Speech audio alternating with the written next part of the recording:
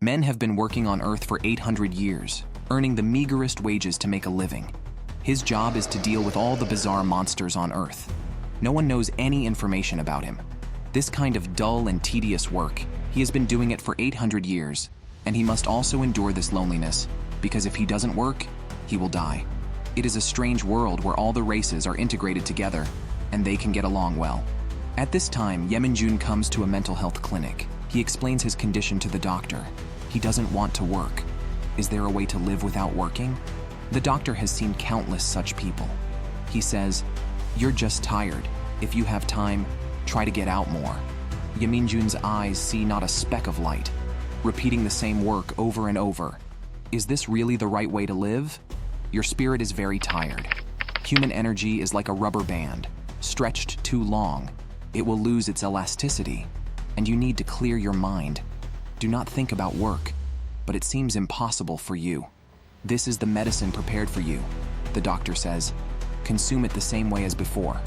Yemin-jun stared at the box of medicine and said faintly, "How long will this amount last?" The doctor replies, "Your next appointment is in 23 years. Yemin-jun weakly got up from the stool and expressed his thanks to the doctor. The doctor pondered Yemin-jun's words. A way to survive without working? Unfortunately, there is no such method. As long as you do not work, you will die. Yemin-jun leaves the hospital, watching the frolicking crowd in front of him, allowing his tense nerves a brief respite. But after a short while, Yemin-jun's phone suddenly rang. The voice on the phone spoke unhurriedly. A gang of robbers has robbed the bank, asking Yemin-jun to handle it. After discussing the reward, the two hung up. Yemin-jun then disappeared on the spot. The scene switches. The police are maintaining order at the scene. Yemin-jun walked out from the crowd. He greeted the beastman in front of him. The policeman told him that there was only one criminal inside, but there are 4 hostages in the bank. Among the hostages, only one is conscious. The others have all fainted. Okay, I understand now. From now on, I'm in charge here, Yemin-jun declares. Piao Zhengba is somewhat curious why Min-jun Big Brother has come. Could it be that the people in the bank are those guys? Yemin-jun observes the surroundings for a moment. He then takes out some talisman papers and throws them into the sky.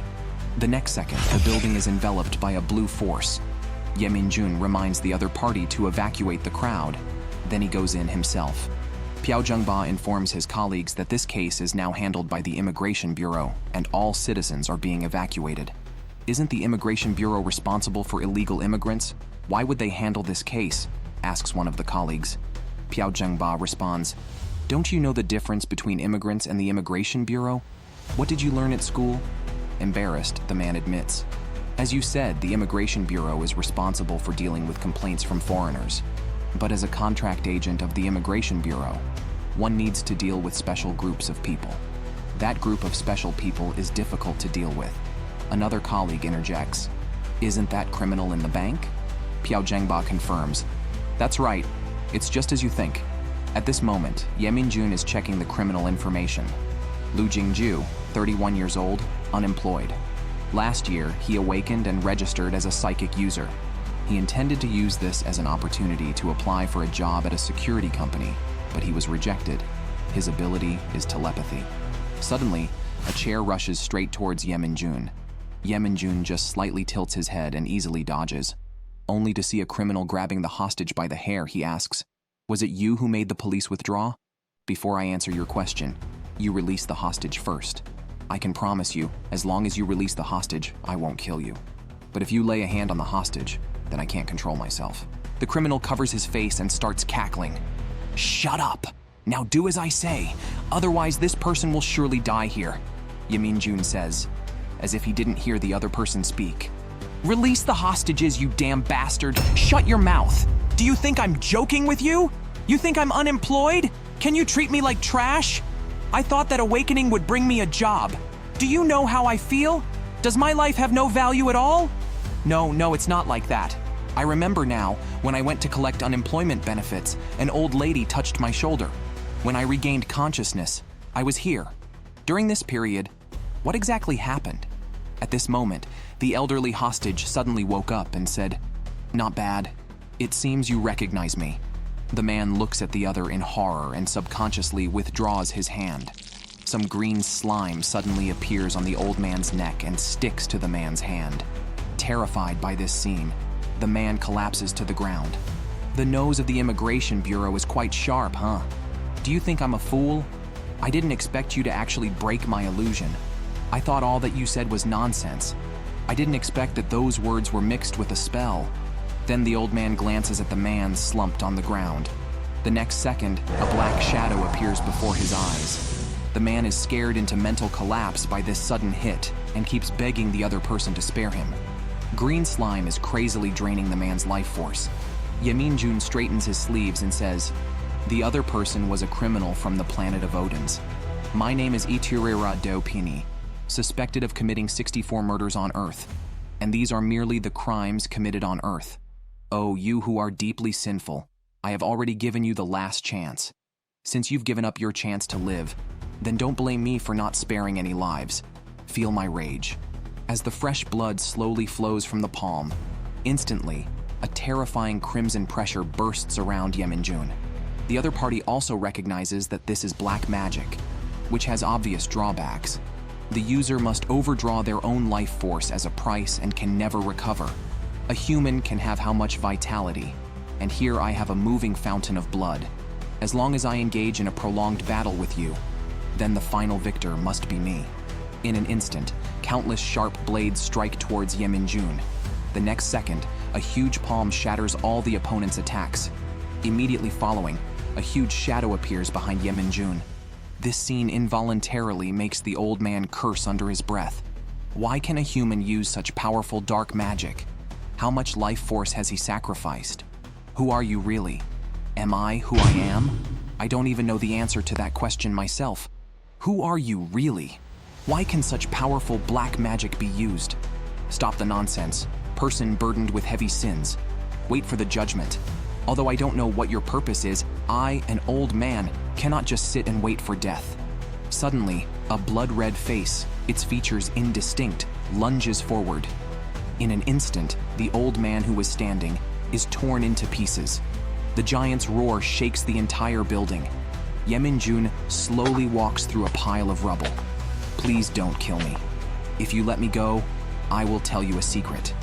Yeminjun became interested. Do you know why so many criminals are flooding into the earth? It's because the world's top prophets have predicted certain things. The most terrible criminals in history accidentally came to Earth while fleeing. And he also dropped a soul fragment on Earth. And I have a recording. The recording contains the approximate location of the soul fragments. Once this recording is leaked, more criminals will flood into Earth. If you agree to let me go, I will hand over the recording to you. Yeminjun, however, finds the other party somewhat noisy. I do not need what you are talking about. Once Yeminjun dares to sell the recording, he will definitely be wanted. This, for him, is a loss not worth the gain.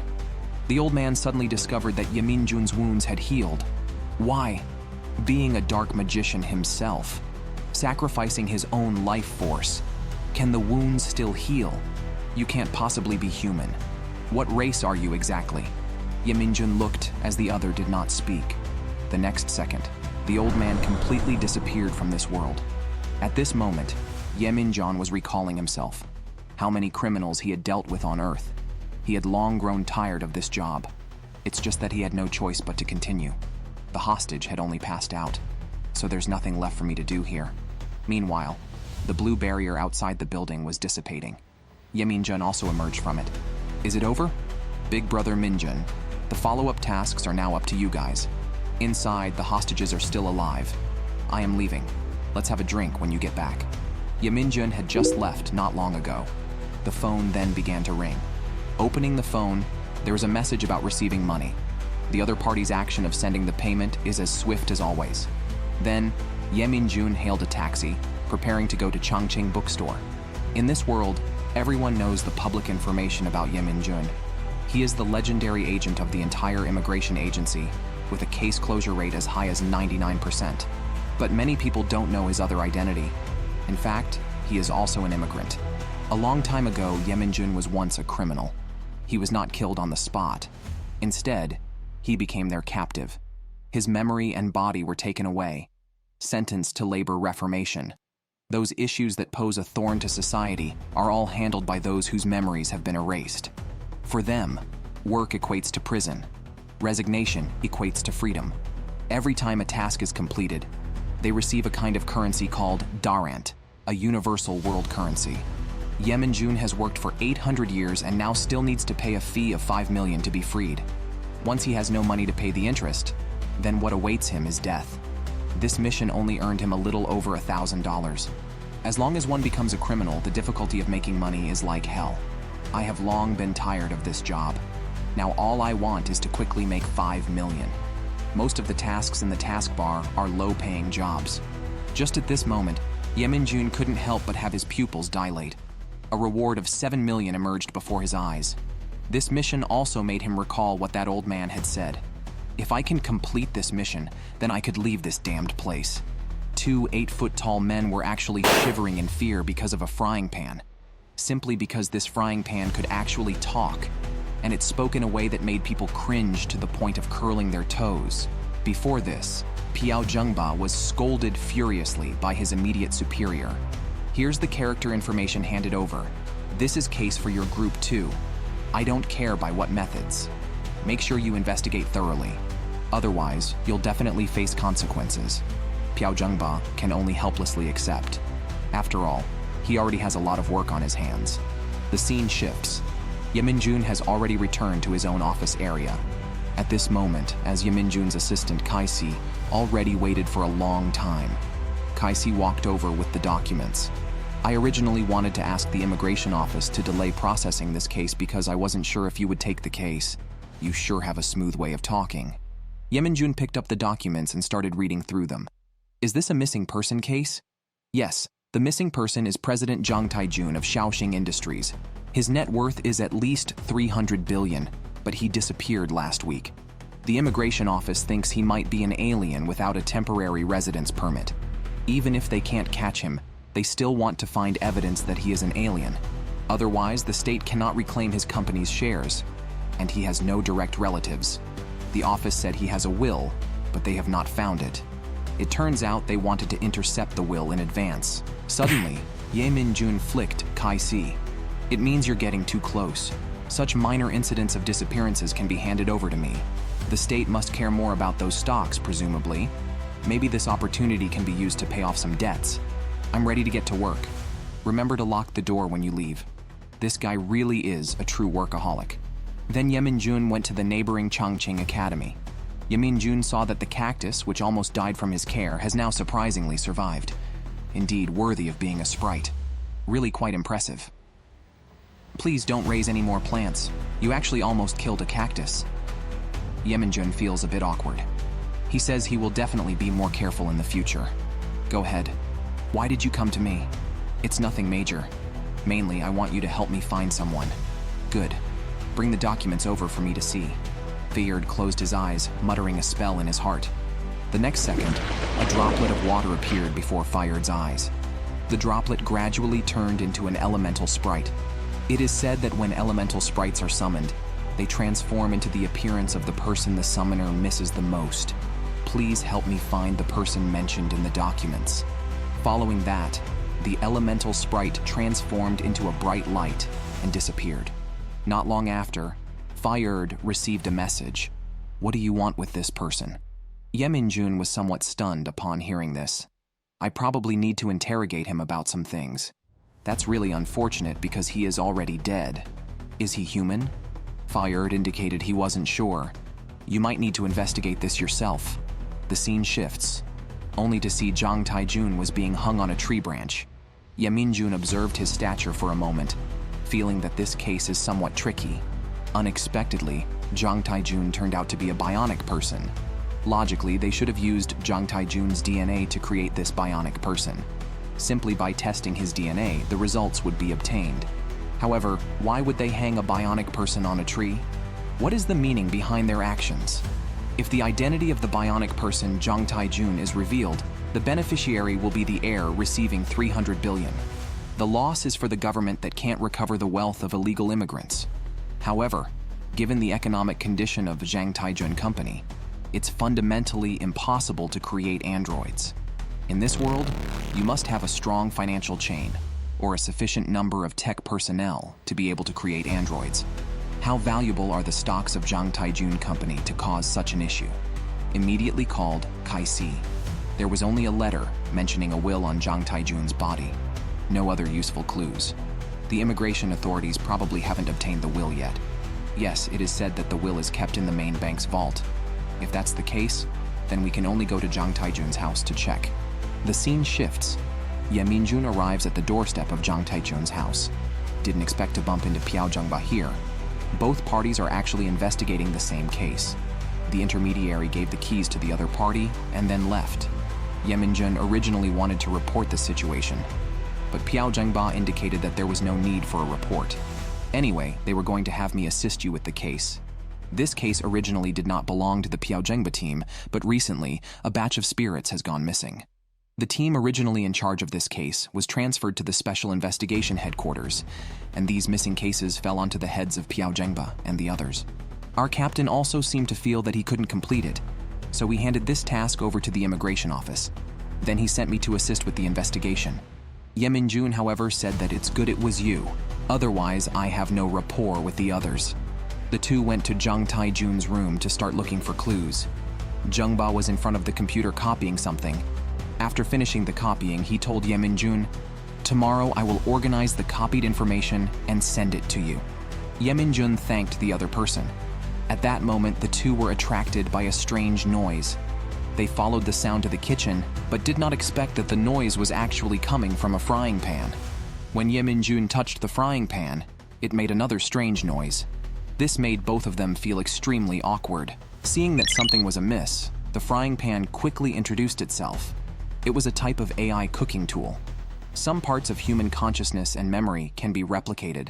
This type of artificial intelligence has the most developed self-awareness.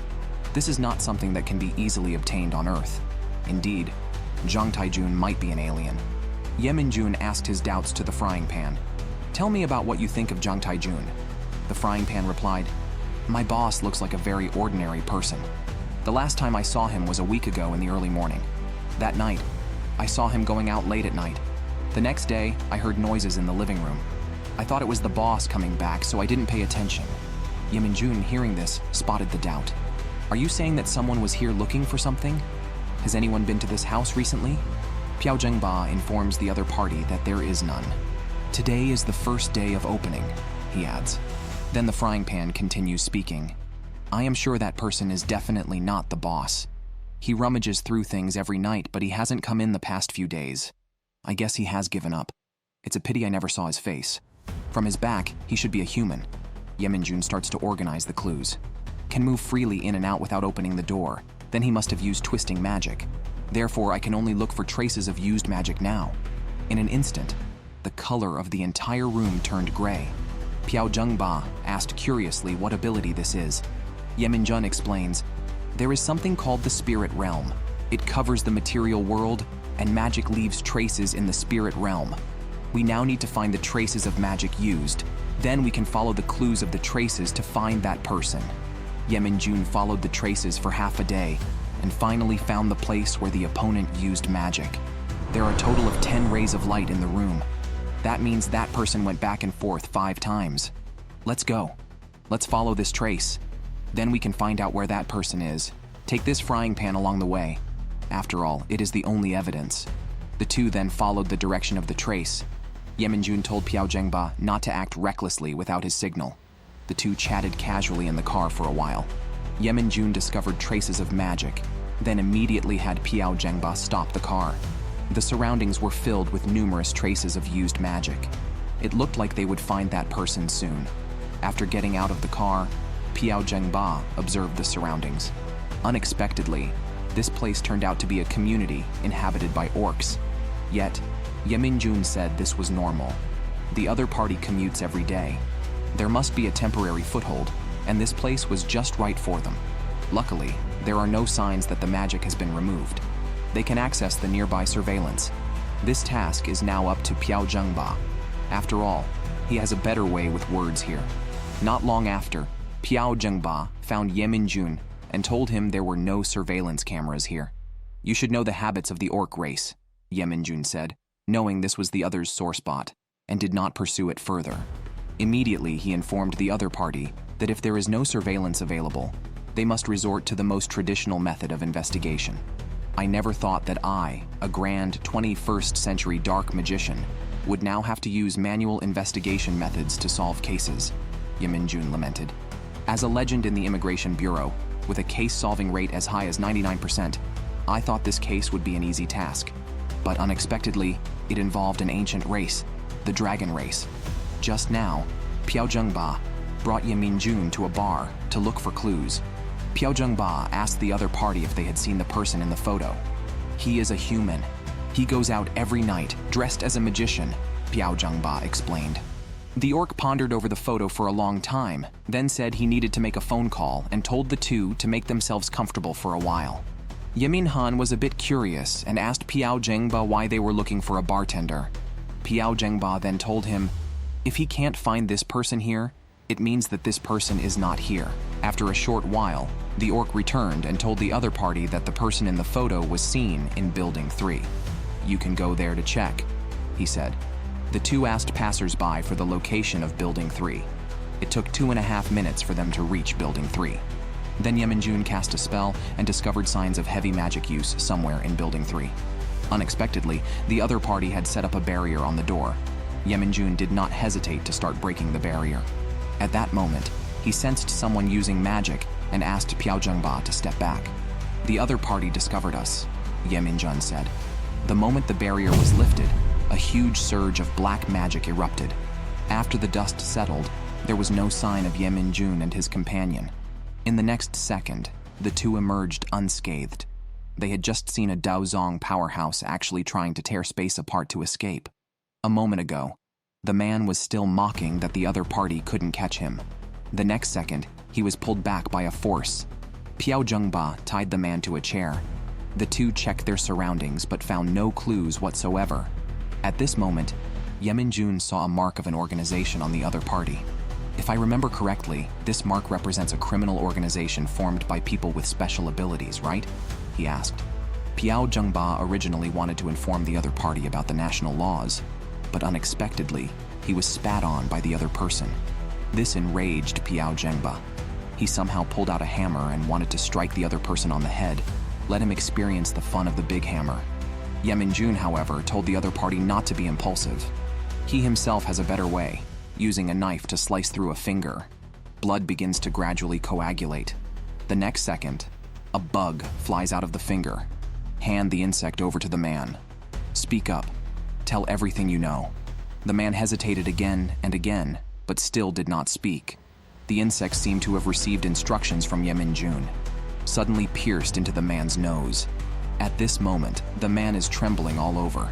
Seems to be resisting those cruel things in his mind. Yeminjun turns on the recorder and starts chanting a spell. This spell will make the insect stimulate the opponent's brain, forcing the opponent's dopamine to explode, giving the most exhilarating sense of happiness. And the tape recorder will continuously loop this spell, keeping him happy continuously. Who knows how long has passed? The man finally wakes from the pleasure, roaring for the other to let him go. He no longer wants to experience that feeling. It seems you have thought it through. Tell me the location of Zhang Taijun. Otherwise, with just a gentle press, you will experience that pleasure again, Yeminjun threatens. The man frantically says he doesn't know where he is. He just told me to find a secret vault in the house and take the contents to a mysterious client. A secret vault? Why haven't I discovered such a place? And who is this mysterious client you speak of? Yeminjun questions. I don't know his name, but I roughly know who he is, the man responds. Hearing this, Yeminjun's eyes became fierce. Piao Zhengba grabbed the other's neck. So you still lie when death is upon you, huh? The man, however, claimed that everything was true. Their organization had already confirmed his identity. Piao Zhengba looked worriedly at Yeminjun. Brother Minjun, what do we do now? Should we continue? This is too dangerous. This is indeed a headache-inducing matter.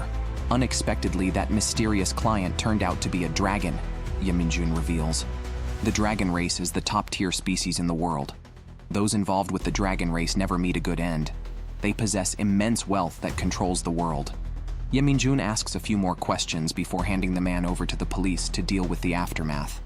Ye Minjun organizes the current clues, but with the current clues, he still has no idea about the motives of the people behind this. The two drive back to Ye Minjun's office, make some simple fixes, and then go to Jang Taijun's home again. However, they do not find the secret vault the man mentioned, nor do they find anything significant at the frying pan. The two discuss the case for a long time, and the conclusion they finally reach is to drop the case as it involves the Dragon Clan. Just then, Kaisi hurried back, and seeing the two were somewhat tired, he decides to cook a meal to reward them. After 3 rounds of drinks, everyone is dizzy from drinking. The other two had already gone home, leaving only Ye Minjun sleeping on the sofa. In his drunken state, Ye Minjun has a dream, reminiscing about all the deeds he had done before. He wonders why he should go alone, if it's just because he is a dark magician, or if it's about a curse issue. A strand of morning sunlight shines on Ye Minjun's face, awakening him from his dream. He seems to still be immersed in the dream when a child from the academy interrupts his thoughts and hands him a subpoena. The content inside is for Ye Minjun to attend the John Jinsen father and son. Ye Minjun realizes that there must be some secret here. Otherwise, John Jinsen Corporation wouldn't call him without any reason. The scene changes, and Ye Minjun has already arrived at the other company's building. What is the purpose of their invitation? Could it be that they know what we found yesterday? Ye Minjun discovers an astonishing secret. A woman, being human, had actually had relations with a dragon. Before this, Ye Minjun is cooking in the kitchen. Kaisi and Piao Zhengba are watching TV. The TV is currently playing a commercial. A certain company has used a unique method to make perfume from the unique fragrance of the elf race. Kaisi seems to have thought of something. Then he turns his head to ask Ye Minjun, "Why don't you have that kind of smell? Shouldn't you be in your elf youth now?" Ye Minjun casually brushes it off. It seems there's some resistance to this issue. The scene changes. Ye Minjun has already arrived at the opponent's conference room. Burer, the secretary of John Jinsen Company, introduced himself. Then he quickly got to the point. The other party bluntly told Ye Minjun, "My boss is paying attention to you. We know all your movements. Who do you think the dragon behind you is? If you have no clue, feel free to look at our clues. We have listed these 3 people as the main suspects." When Ye Minjun saw the photo, he realized the other party's thoughts were actually the same as his own. But there is one thing Ye Minjun cannot understand. If you have the capability to find the clues, then why do you need me here? Burer did not answer the other party's question. Instead, he asked in return, "How much do you know about Shaoxing Group?" "I believe in your understanding. Shaoxing Group is a pharmaceutical company." Ye Minjun says, "Isn't this normal? Which company doesn't have some secrets behind it?" Burer insists, "This is different. Their research is extremely dangerous. The subject of their research is how the genes of the dragon race are composed."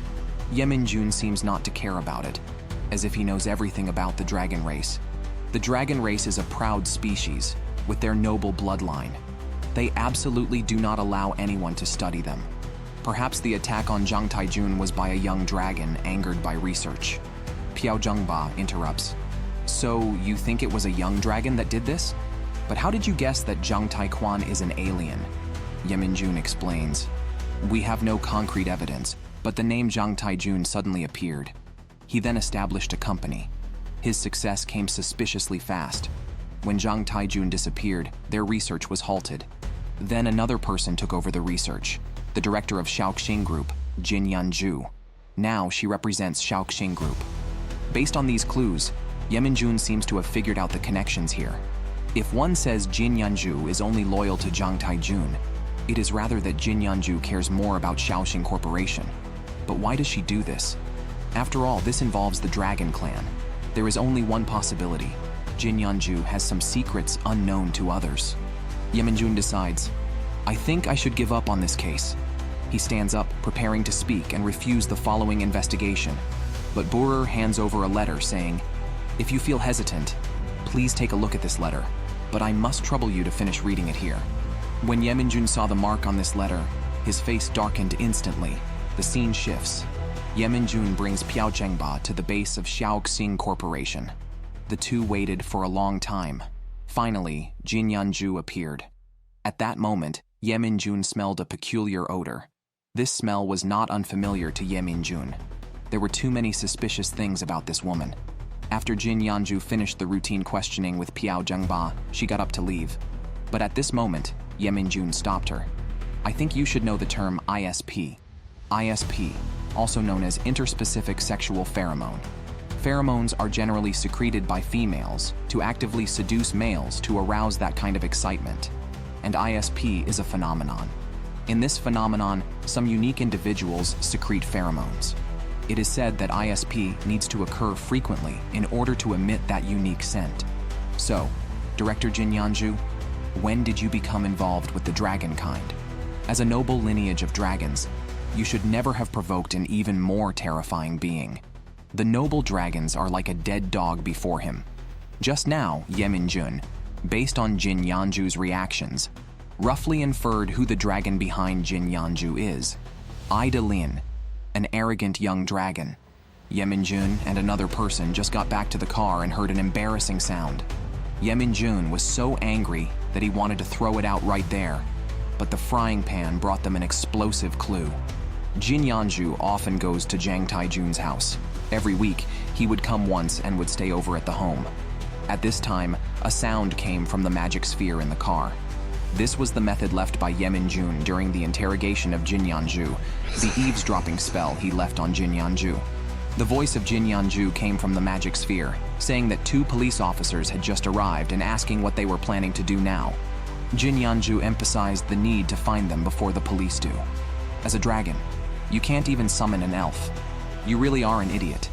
How could the dragon race possibly summon elves? That is a unique affinity of the elves. Do you know how many elves are looking for Zhang Taijin?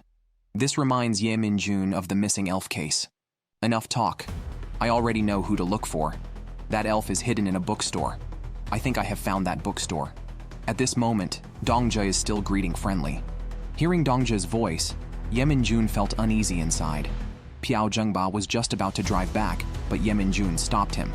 It's currently the peak of rush hour, so driving back is definitely not an option. Zhengba, do as I say now. I will use magic to rush back, and you go back to Xiaoxing Group and find Jin Yanju. Secure her in a safe place. If things get out of your control, then treat her as a hostage. I will handle the issues with the program. Adolin has already approached Fayard and coerced them to hand over the elemental sprite. Fayard informed them that their plan had failed because the elemental sprite and he are soulmates and cannot be separated. He also won't summon it in front of people he doesn't trust. Given that, help me find someone, and I will let you go. Fayard's gaze sharpened. It seems you did not understand what I said. The next second, a terrifying pressure erupted from Idolin's whole body. This pressure made Fayard tremble all over. Seeing this scene, Dongji recalled the words Ye Minjun had told him before. If someone causes trouble, take that book down. The book was left with magic by Ye Minjun. As soon as the book is opened, a cactus forms a protective barrier automatically. At this moment, Fayard is being tightly choked by an opponent. Suddenly, a golden light emanates from behind Idolin. Immediately following, a loud noise is heard. The magical impact sends Idolin flying out the door. At the same time, Ye Minjun finally arrives at the bookstore. Seeing the arrival of Ye Minjun, Dongjia also lets go of his hanging heart. The struck Idolin's veins bulged with rage. Ye Minjun looks towards Idolin, and his gaze is like staring at a man about to die. Idolin, 64 years old, obtained Earth citizenship 6 years ago, but did not secure permanent residency. Idolin is somewhat taken aback. Why does this person know so much about me? Perhaps it's your age. You don't even know who I am. Indeed, now you can't even participate in the Dragon Clan's assembly. Ye Minjun's mockery made Idolin lose her composure. Roaring, she demanded the other to shut up. Do you wish to revert to your true form here? If you dare cause trouble here, I believe the elders of the Dragon Clan would be pleased to see it. Upon hearing this, Idolin regained a trace of calmness. If she dares to take action here, the elder will definitely not let her go. Then she heard Ye Minjun's voice gradually fading away. If you want to fight, follow me. The scene changes, and the two of them arrive at a place far from the crowd. It seems you are very afraid of the Dragon Clan's elder, Ye Minjun remarks. Stop talking nonsense. I can't wait to kill you. Idolene responds angrily. A blue light streaked into the sky. The next second, a huge dragon appeared in front of Yemin-jun. Fierce fighting sounds came from the woods as Idolene was seen being struck down into the ground by Yemin-jun. A deep ravine was in front of him. Yemin-jun floated in the air, feeling sentimental. It's been a long time since he last hunted dragons. Yemin-jun used a more powerful taboo magic while hurrying on his way. As a result, the recovery of his left hand was much slower than before. However, Yemin-jun is never short of vitality. Just at that moment, Yemin-jun chopped off his left arm. In an instant, a surge of purple power flowed into Yemin-jun's severed arm. Then the left arm underwent a transformation. He moved his left hand, and his gaze shifted to Idolene below. "Daring to cause trouble on my turf, you'll have to pay a price," Yemin-jun declares. Then Idolene, flapping his wings, rapidly attacked. Before reaching the other person, Idolene felt a severe pain coming from his lower body. Unbeknownst to him, Yemin-jun had already arrived in front of the other person. Yemin-jun was never one to coddle children and kicked the huge dragon head. But at this moment, Idolene's behavior is somewhat abnormal. Idolene emits a blue glow from all around her. At this moment, she no longer cares about the Elder's agreement. She is solely focused on killing the person in front of her. Yemin-jun, however, feels that she is being too crazy. If she's not stopped, the Earth will face a disaster. Seeing this, Yemin-jun disappears on the spot. The next second, he appears above Idolene, stepping towards Idolene's weak spot. Idolene, like a shooting star, flashed across and smashed hard onto the Earth. Just one hit made Idolene lose consciousness. How could Yemin-jun just let her go after that? Since you disregarded the rules and used your powers autonomously, then do not blame me for not being merciful. Feel the power of the curse, he warns. Severe pain made Idolene instantly sober. I will teach you a lesson on behalf of your elders. This cut might, at most, paralyze your lower body. This time it's just a simple lesson. If there's a next time, it won't be just paralysis. Something unexpected happened. Idolene and Jinyanju turned out to be in a same-sex relationship, and all of this Zhang Taijun had already known. Even Zhang Taijun used them both for a certain experiment. Just now, Yemin-jun just taught a lesson to that rude dragon. Originally wanted to step forward to collect some interest, but was interrupted by a spell of mind magic. Enough. The farce should end now. She has already received the deserved punishment. Let it stop here, Yemin-jun declares. Is it enough? I think it's not enough yet. What do you think? President Zhang Jinsen asks. President Zhang Jinsen, let her go. After all, we are of the same race, Yemin-jun responds. I can't just ignore her. I think you should know the rules of the Dragon Clan, Zhang Jinsen says. Yemin-jun's heart sank. He didn't expect the opponent to bring up the laws of dragons. The law of the dragon is supreme over all other laws. Only dragons may kill other dragons. If someone violates this rule, then they will be hunted by all dragons. But Yemin-jun remains unmoved. After all, the one I am to execute is merely someone who infringed upon my territory. Zhang Jinsen is somewhat helpless. We have been old friends for many years. Consider this a plea from me. I can agree to your request. But this did not quell my anger. As compensation, I drew some of her true blood.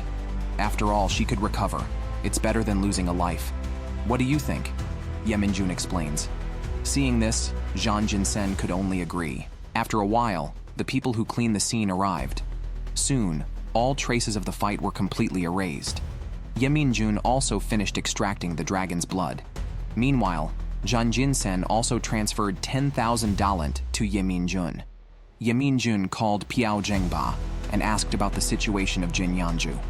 The scene switches, and Yemin-jun arrives at the warehouse where Jinyanju is detained. The two interrogated him for a long time, but Jinyanju kept his mouth shut. Yemin-jun could only summon that bug again. After a short while, Jinyanju then told everything he knew. Jinyanju's story shocked Yemin-jun greatly.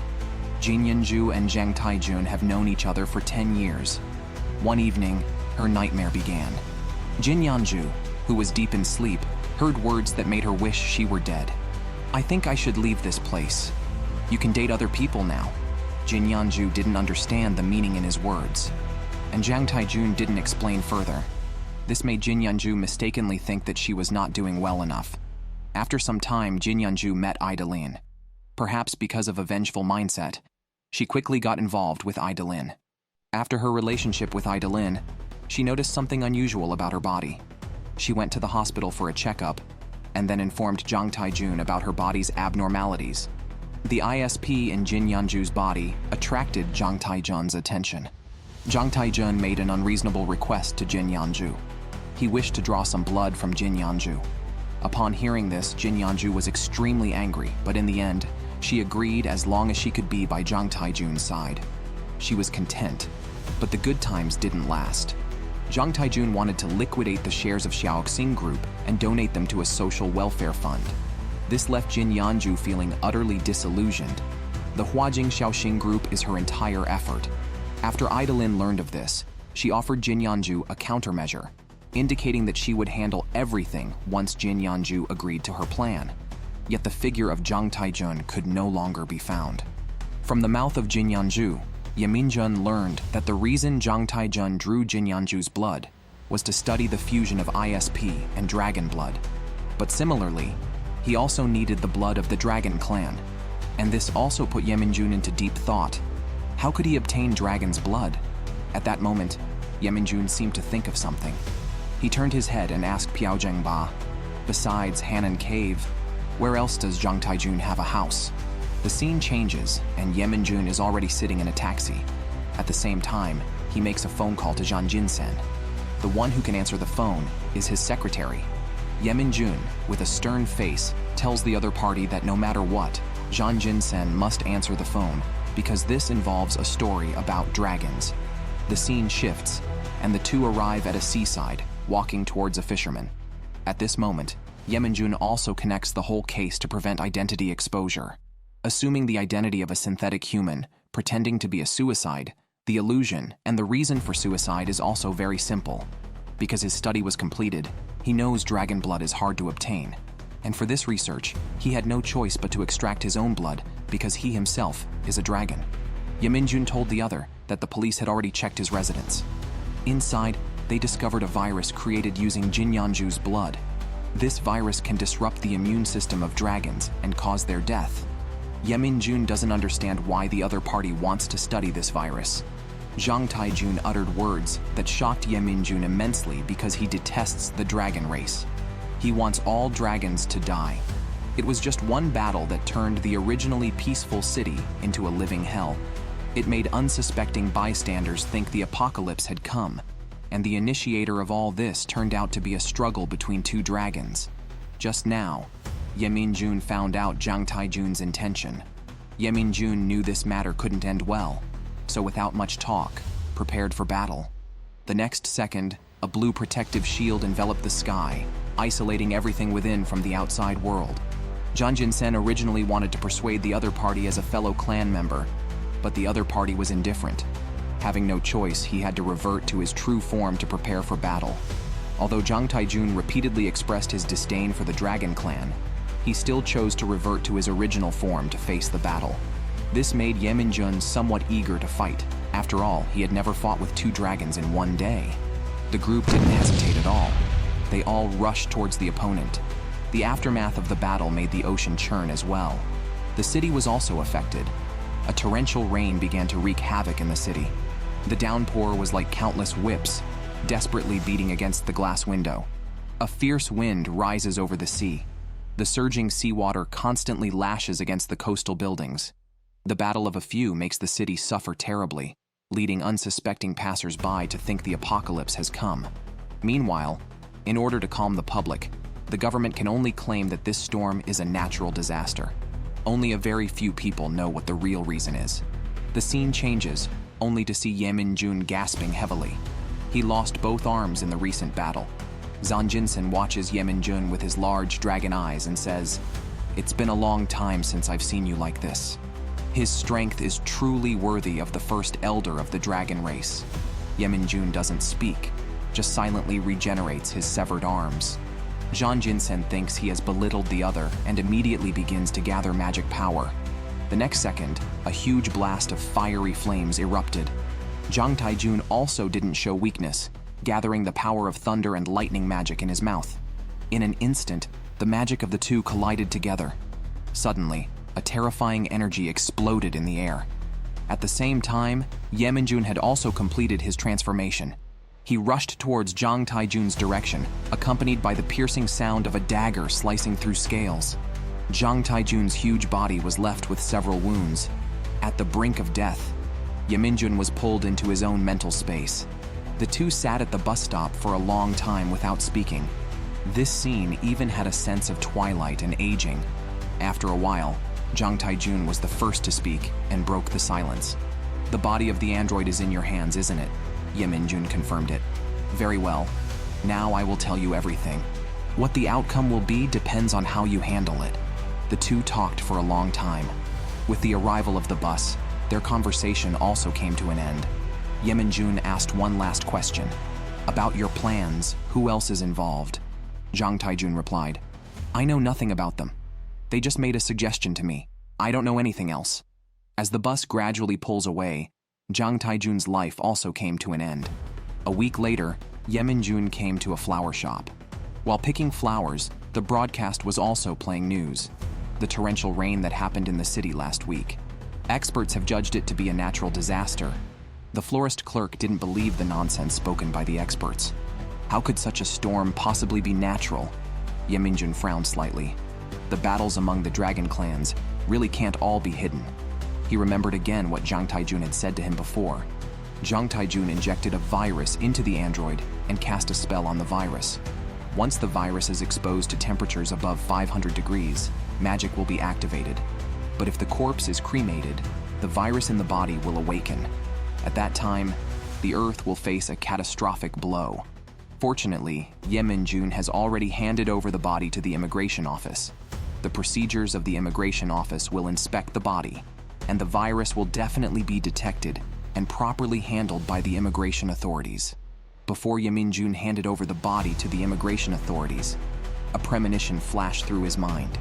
Although his premonitions have never been accurate, based on his 800 years of experience, this time he must go against his premonition. Before Yeminjun went home, he took the virus hidden by Zhang Taijun and was thinking about how to deal with this thing. Before this, Zhang Taijun said something profound to Yeminjun. "You have a scent on you that feels familiar to me." He then asked about the current situation of Jin Yanju. Upon hearing the answer, Zhang Taijun couldn't help but feel emotional. In the end, he still let her down.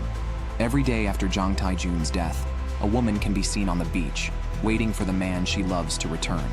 This is a secret known by only a few. Actually, Earth has long been occupied by humans. Earth is like a chess piece, manipulated at their will, and they seem to be plotting something. Just now, Yeminjun resolved the matter of Zhang Taijun. With nothing else to do, he started divining. Whether by coincidence or fate, Yeminjun divined twice and drew the same card both times.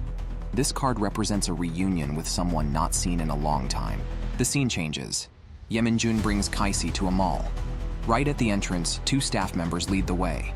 They arrive at a VIP lounge. Inside, all the items are goods Yeminjun intended to purchase during this trip. This made Kaisi think that Yeminjun had made a fortune. Indeed, Kaisi really didn't know how much dragon blood Yeminjun had drawn. Meanwhile, Yeminjun also plans to buy some other things and passes a note to the other person. The clerk asks Yeminjun and his companion to rest first. The other items will be delivered in about 1 hour. While heading to the rest area, they encountered the lawyer for the Zhang Taijun case. The two found a place to chat casually. The lawyer just happened to seek help from Yeminjun and asked if he takes private commission jobs. Due to Yeminjun's special identity, I can only refuse the other party's request. Then they handed over a business card. If you have any ideas in the future, feel free to contact me. After a little while, the clerk brought over the things Yeminjun needed. Just as he was about to leave, a group of men in black rushed in. An old man walked in, followed by countless bodyguards. At that moment, the old man suddenly glanced ahead. The next second, he ran towards the direction of Yeminjun. This scene frightened Yeminjun considerably. When Yeminjun recognized the person's appearance, he was finally relieved. "Long time no see. How have you been recently?" Yeminjun greeted. "I didn't expect you to still remember me. the person replied. Are you still teaching magic now? Yemin-jun denied the other person, stating that he is now an agent for the Immigration Bureau. The woman beside him fell into thought upon hearing this. She then asked Yemin-jun if he accepts private commissions. The elderly man scolded the other party, stating that it is not yet time. The two chatted for a while. Using being busy as an excuse, the elderly man left first. The scene changes, and the two are on their way back to the office. Kaisi didn't expect Yemin-jun to have been a teacher before. During the day, a teacher, hero at night, Kaisi remarked. With your experience, you could write a book. Yemin-jun chuckled lightly. My experiences are things even the country dares not reveal. Since that is the case, why don't you tell me a story instead? Kaisi suggested. Yemin-jun glanced at the other person, then slowly began to speak. In October 1945, the United Nations was established. That was also the first time Earthlings met aliens. Aliens established a committee on Earth.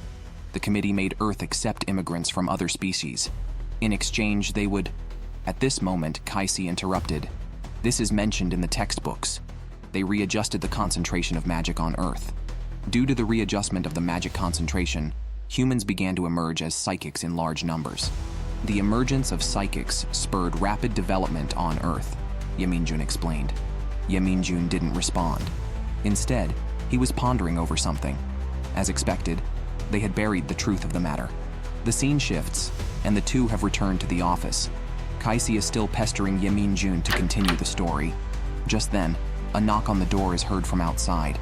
The moment Yemin-jun opens the door, a familiar scent rushes in. This made him think of the divination results from before. Indeed, they hadn't seen each other for over 100 years. The man outside the door was greeting Yemin-jun. This person is named Bulade. He is an agent from country M. Bulade complained to Yemin-jun. Why hadn't he called him at all in so many years? By the way, has that woman contacted you? Yemin-jun was somewhat puzzled. Woman? He asked. What woman? Of course it's Dare, replied the person. Who else could it be? Hearing this, Yemin-jun was stunned. At that moment, he lost his usual composure, replacing it with a sense of panic. Kaisi, witnessing Yemin-jun's expression, became a bit worried. Just, who is this woman? Yemin-jun finally broke the silence and spoke slowly. That woman is my ex-wife, the person said carelessly, and even someone like Yemin-jun felt scared. She deeply loved Yemin-jun and believed that only by killing him, he would be set free. Just now, Yemin-jun ran into an old friend he hadn't seen in a long time. The two went to a bar to catch up and had a few drinks. Yemin-jun snapped his fingers, isolating the two in a barrier. You, an agent from M country, why have you come to H country? Yemin-jun questioned. I am here to escort a princess, the agent replied. This reminded Yemin-jun of the broadcast he had heard in the car earlier. What does that princess coming to H country have to do with you? He inquired. Bulade, the agent, actually felt somewhat helpless about this. The Victoria's Secret princess thought her bodyguard was not up to the task, so she initiated an application to the Earth Immigration Bureau headquarters. The headquarters thought relying solely on H country was unreliable, so they brought in M country as well. However, there is also a rumor that this will pave the way for Earth's 8th mass migration. The 8th time? Has it only been 40 years since the last migration? Yemin-jun asked. Bulade spread his hands out and replied, Anyway, it's said that the committee is also preparing for this. At this moment, Yemin-jun suddenly changed his expression. I want to hear Dare's story, he said. Bulade pondered for a while and replied, Actually, I also don't know the specific details. After we completed the last space-time mission, you and I were sent to Earth, but Dare was sent somewhere else. During the time we were apart, it seems Dare had paid enough to Durante to be released. I thought she would look for you first when she came out. Upon hearing this, Yemin-jun's heart trembled. Has she already reached 500,000 likes? He wondered. But Bulade indicated there was still one way. Perhaps she achieved astonishing results there and got amnesty, like Resia, right? Bulade, upon hearing this name, couldn't help but show a sorrowful expression. At this moment, Yemin-jun seemed to think of something. Dare was released. Doesn't that mean she has regained her memory? Isn't she your ex-wife? Why are you so worried? It was you who initiated the marriage proposal. Hearing this, Yemin-jun was so angry he gritted his teeth. Who knew she would turn out that way, he said. Dare indeed loves me very much. But suddenly one day she wanted to kill me because she felt that only by killing me, only then can I be free. You should be clear, Dare. Killing me. What punishment will be received? That would entail the destruction of the soul. Dare believes in reincarnation. I don't want her soul to disappear. Bulada figured out Dare's plan. Could it be that she wanted to kill you after shedding her prisoner identity? That way, she could avoid that rule, he suggested.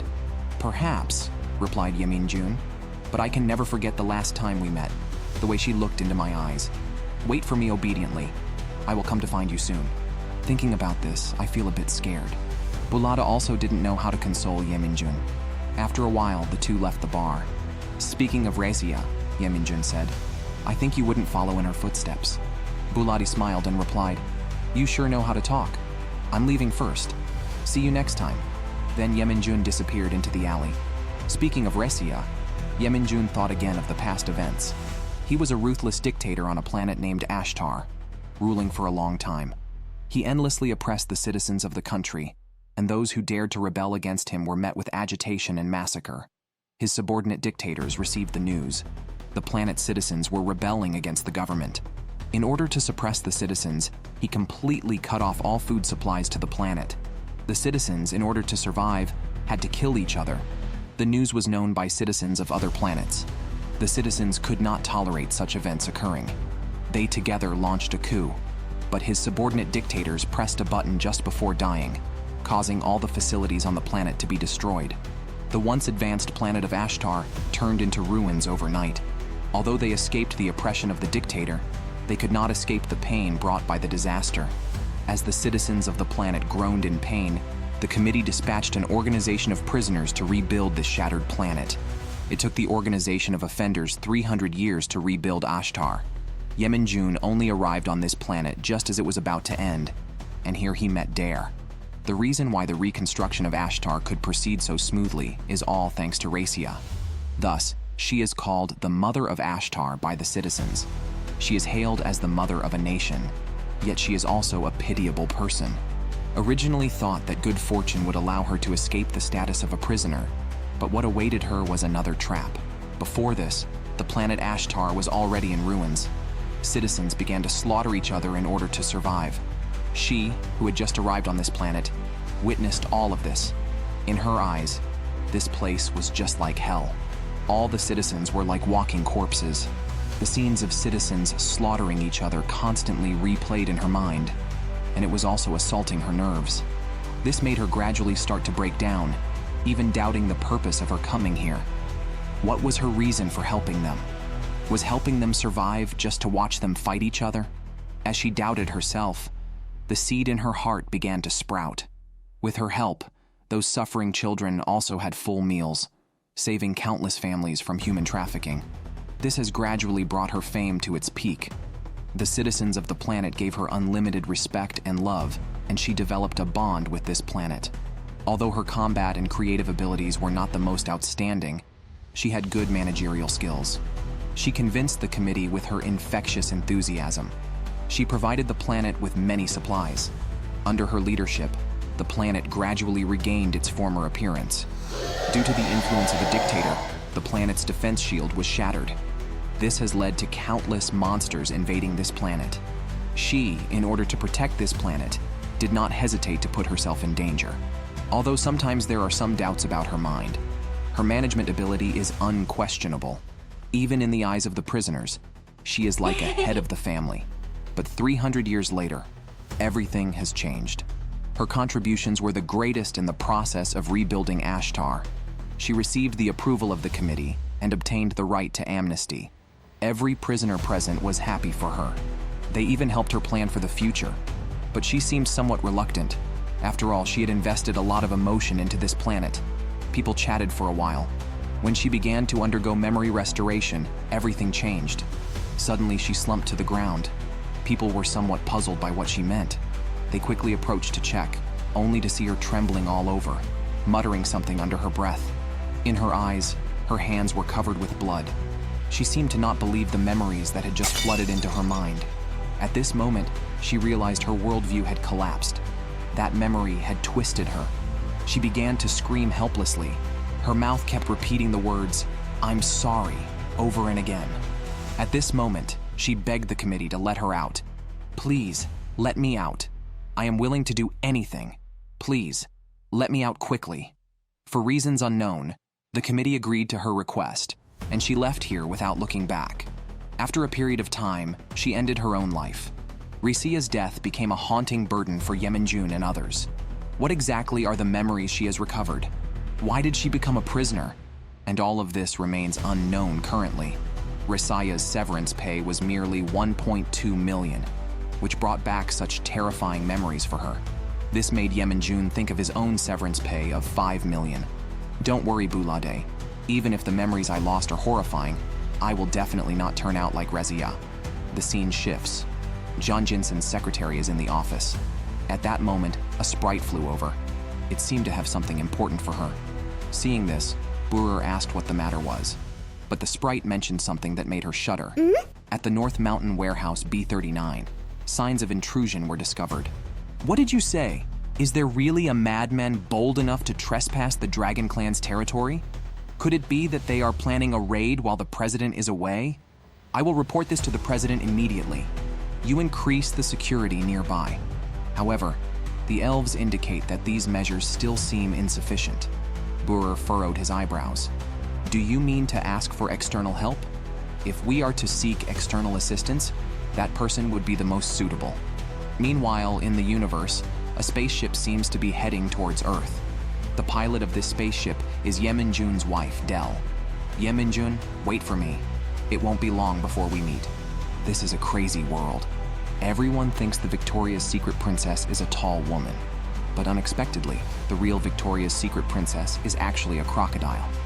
Just now, John Jinsen found out about the Beishan warehouse. He asked coldly about the two people. All the treasures in the warehouse are gone, aren't they? Burer was somewhat panicked. Yes, President. No clues have been found near the warehouse. Even the abilities of elemental spirits couldn't track it. Don't you know why I went to the committee?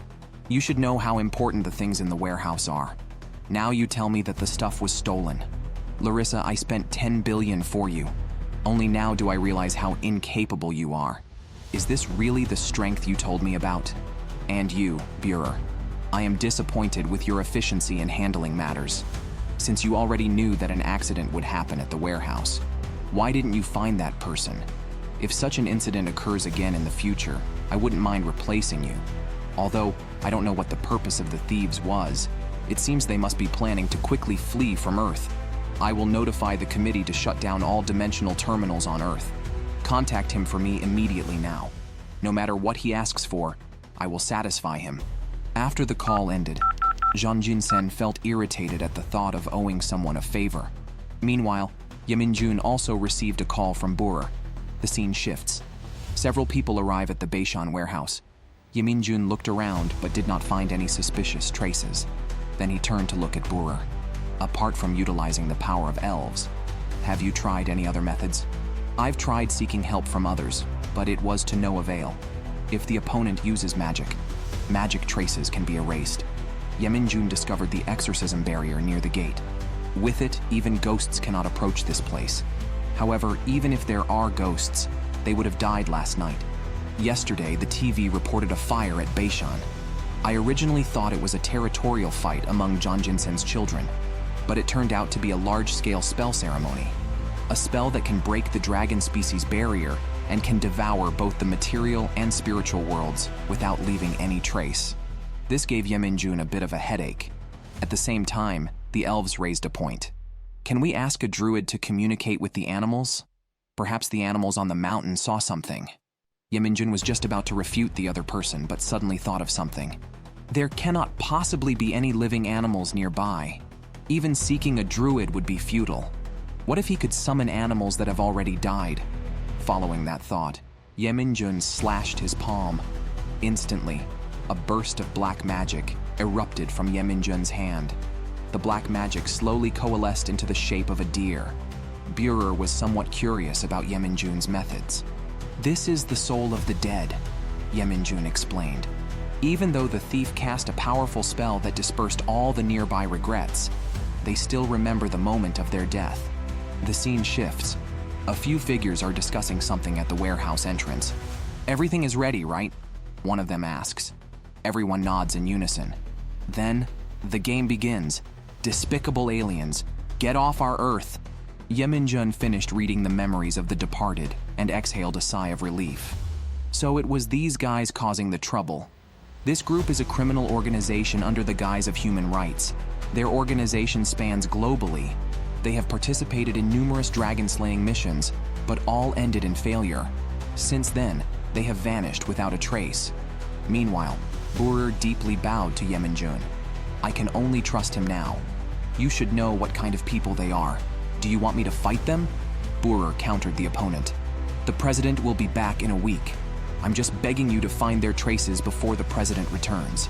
Before the president returns to Earth, the dimensional terminal will be temporarily closed." "I know, but you should understand that this is not an easy task. Let's talk about it," Yeminjun replied. "How much is my compensation this time?" Burer knows Yeminjun is the type to not release the hawk until seeing the rabbit. He quickly took out the prepared check. Yeminjun was startled at the sight of the blank check. He didn't expect Zhang Jinsen to trust him this much. Yeminjun scratched his head. "It seems he is going to be tricked by Bai Dai again. I'll be leaving first. If there is any discovery, I will contact you. Perhaps I already know where to start." This is a thought-provoking question. If one day Earth is occupied by humans, would you choose to go with the flow, or would you rise up and resist? Yeminjun pondered. Before this, in a tattoo parlor, a tattoo artist is tattooing an orc. His headphones, however, conveyed some conspiracies against aliens. The Earth now is no longer what it used to be. We need to fight for human rights. Human rights now have changed their flavor. The term human rights can only be applied to humans. I think you should know what to do. The scene shifts. The police are seen dispersing the nearby goblins. The goblins thought they had done something wrong, pleading with the others to let them go. The leading police officer was scolding the other party to get on the bus immediately. Just as the police were about to start teaching the goblin a lesson, Piao Zhengba suddenly appeared and stopped them. He then used his unique charm to resolve the matter. Watching the bus drive away, Piao Zhengba felt somewhat emotional. All this just to protect Princess Victoria's secret.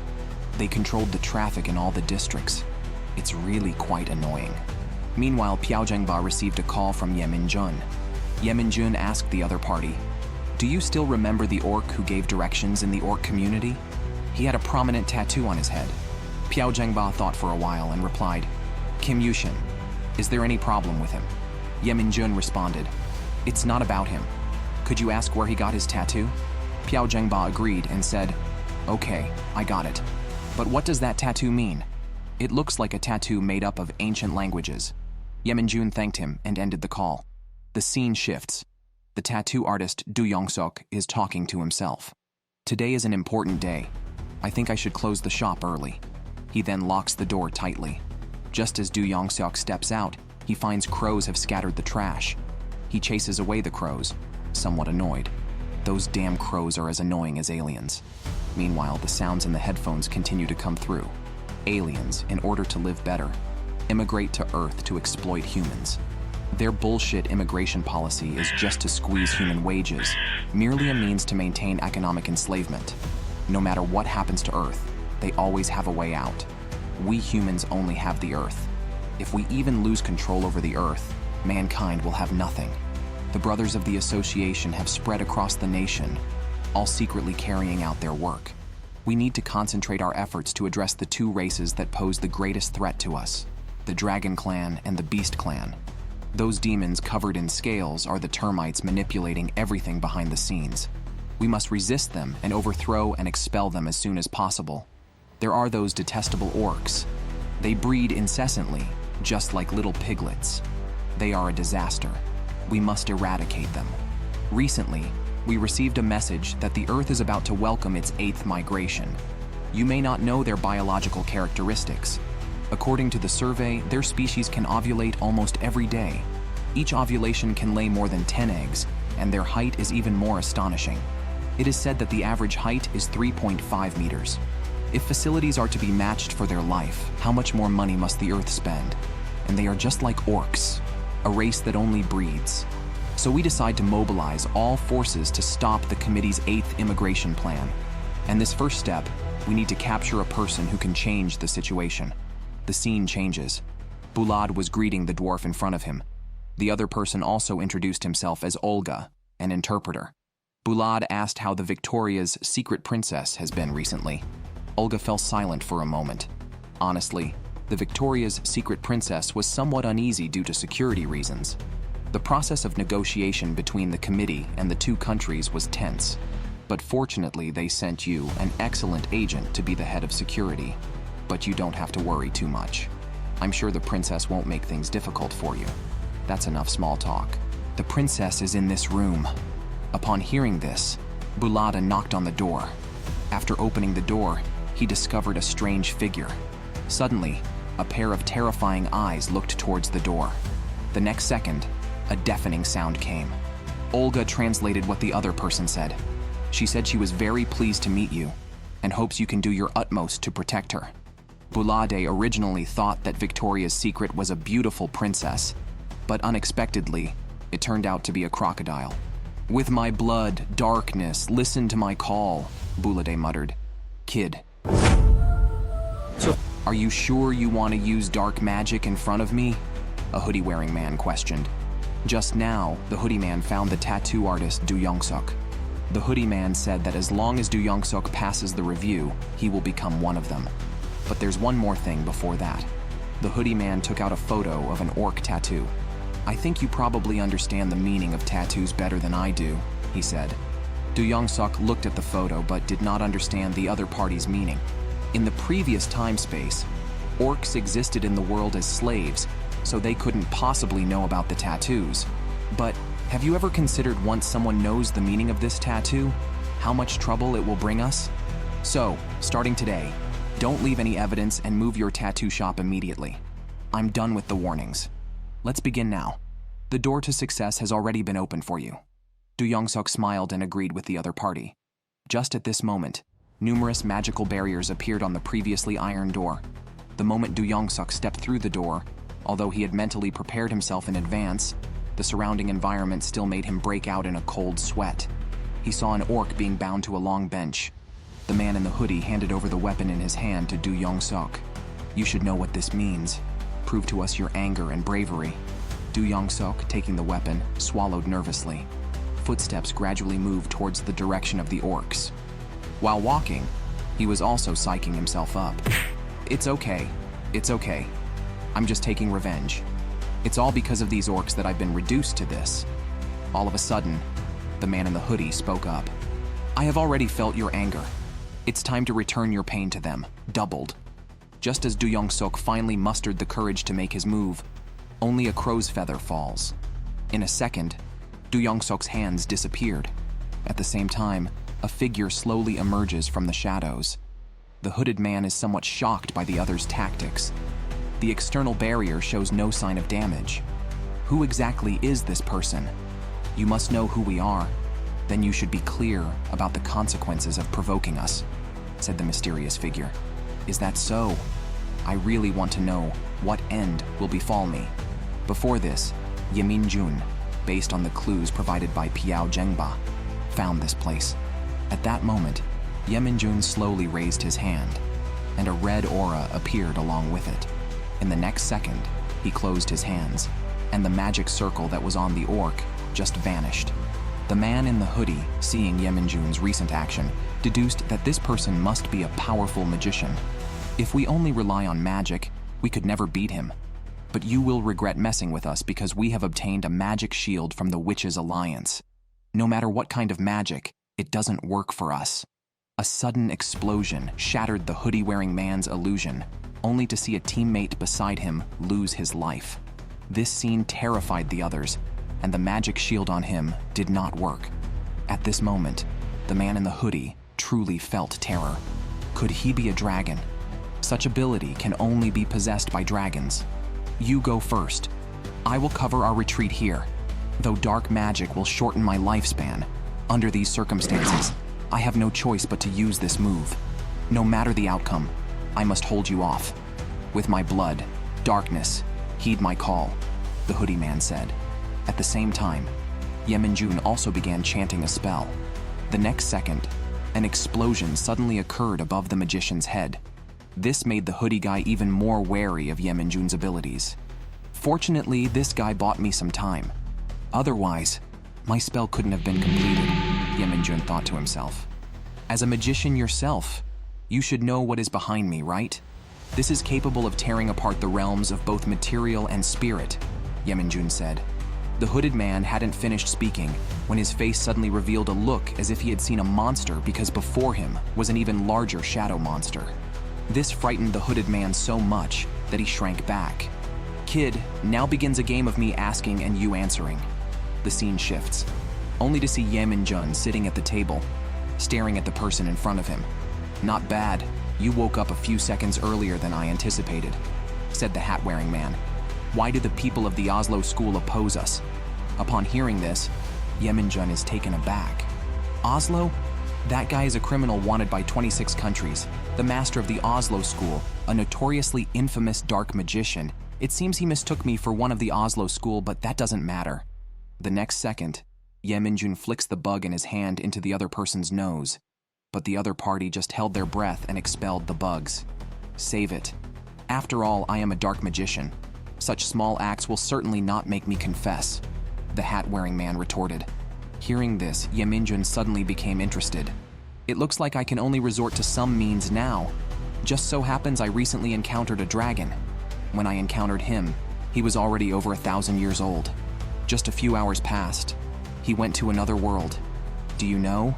I once thought he was the most pitiable person in the world, but starting from today, the title of the most pitiable can be passed on to another.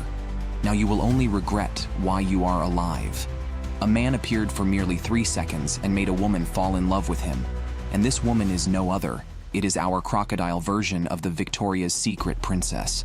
Just now, Bulad got to know about the life habits of the Victoria's Secret princess from Olga. During her delivery, there cannot be people within 10 meters. At the same time, Yeminjun, after interrogating the hooded man, also rushed to the Victoria's Secret princess.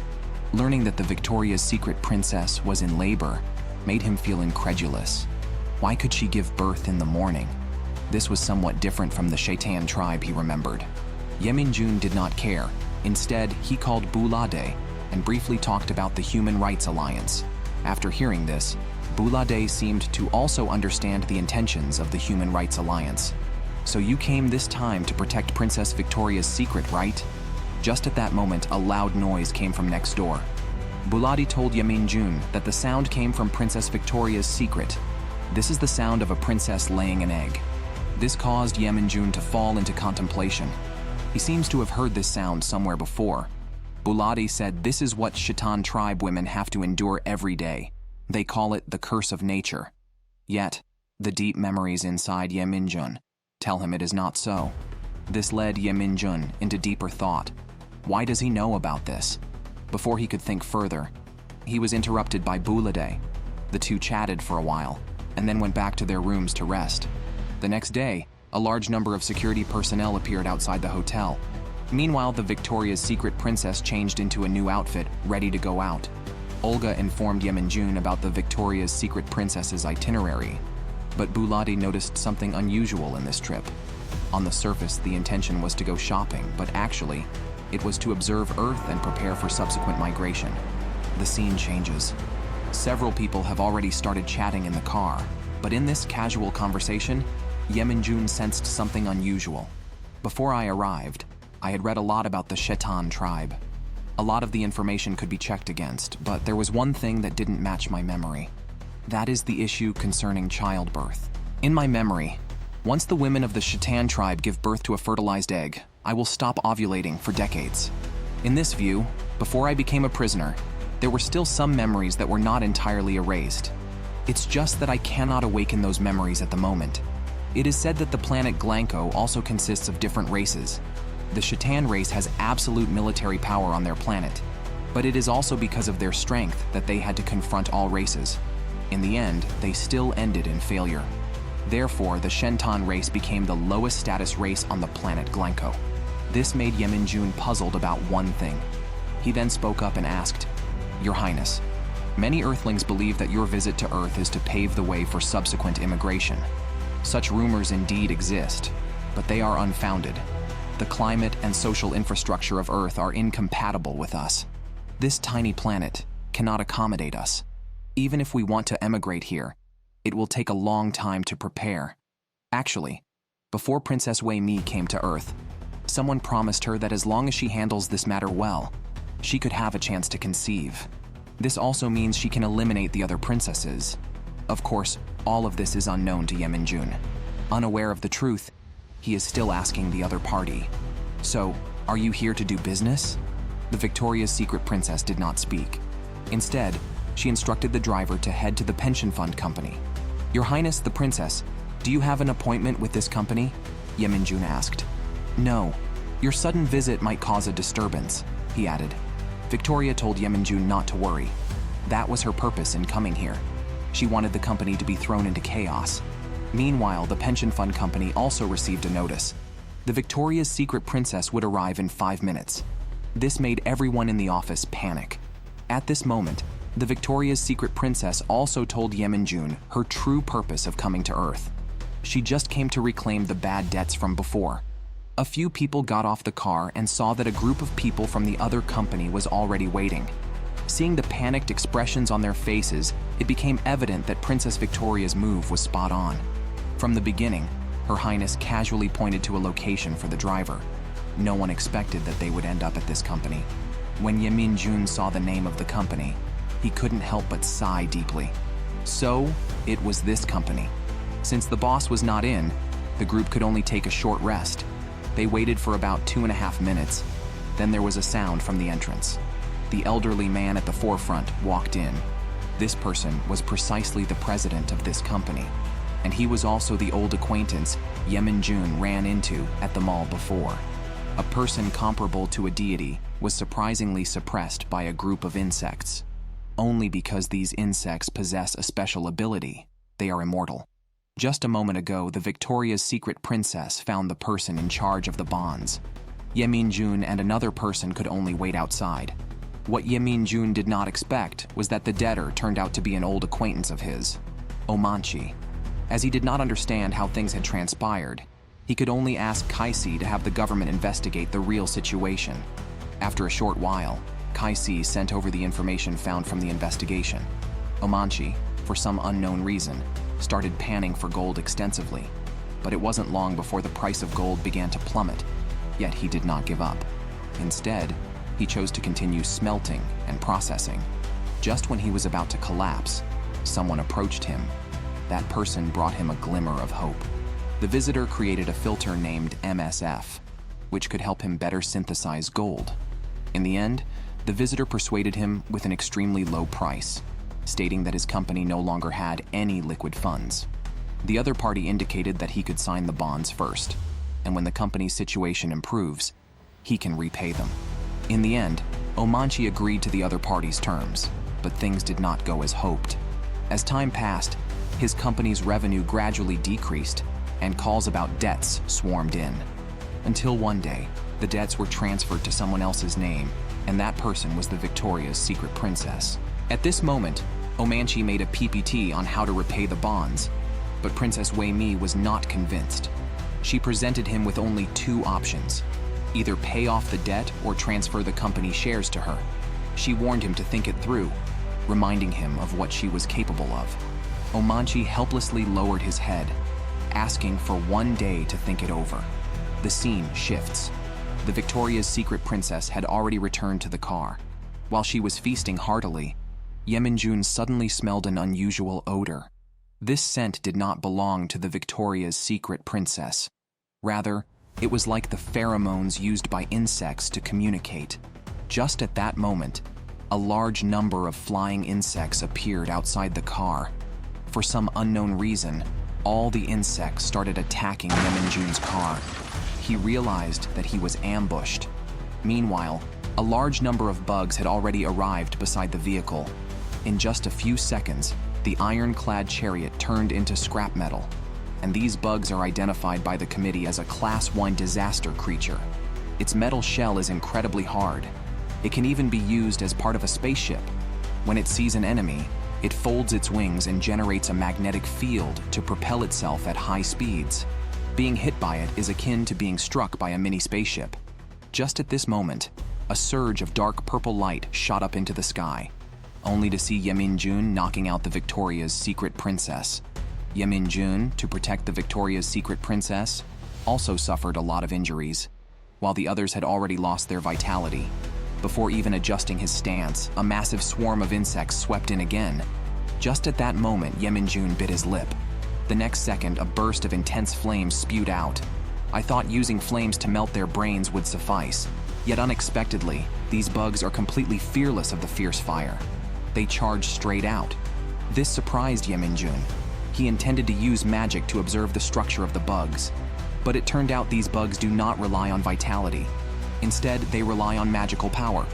This implies that someone is controlling them from behind. This also indicates that they are undying. Meanwhile, Bulada reminds Yemin-jun below. Their target is the Victoria's Secret Princess. Upon learning that their target is the Victoria's Secret Princess, he then thought of a place where they could block these bugs. Then, he rushed out while holding the Victoria's Secret Princess. Since holding the Victoria's Secret Princess, he could not fight comfortably. He could only send her to a safe place first and then make plans. Soon, he returned to his own office. At the same time, Yemin-jun uses telepathy to have the bookstore owner Fai-erd open the barrier. A yellow barrier appears the next second, isolating the bugs outside. After returning to the office, Yemin-jun looked around, and the unlucky Fai-erd got involved once again. Yemin-jun tells everyone not to worry. He has already notified the immigration office to deal with these bugs. Meanwhile, the Victoria's Secret Princess is gesticulating excitedly, saying something. Due to the lack of a translator, Yemin-jun also couldn't understand what she meant. Just as I was about to negotiate using telepathy, I saw Princess Victoria's Secret screaming. After comforting her, Yemin-jun asked the other party whether she had been in contact with someone today or touched something. The first thing to confirm is the source of the chemicals inside you. The food you ate can be ruled out first because there is a person specifically responsible for it, and those bugs did not attack your people. This means it's not a chemical released into the air. Then there's only one possibility. That is, you touched something today. Looking at the other person dancing with their hands and feet, it seems they understood what Yemin-jun said, but Yemin-jun couldn't understand a word they said. At that moment, Fai-erd indicated that Yemin-jun needed a translator. Immediately, Dongja was asked to bring things out from the storage. After a while, Dongjae came back holding the items. I didn't expect that the thing Fai-erd talked about was the flat-bottomed pan at Jang Taijun's house. Seeing the frying pan reminded Yemin-jun that this guy could be used as a translator because it can communicate through telepathy. Yemin-jun just picked up the frying pan, and then he said something that made a group of people feel embarrassed. Master, how would you like to deal with me today? 我已经开始期待了呢。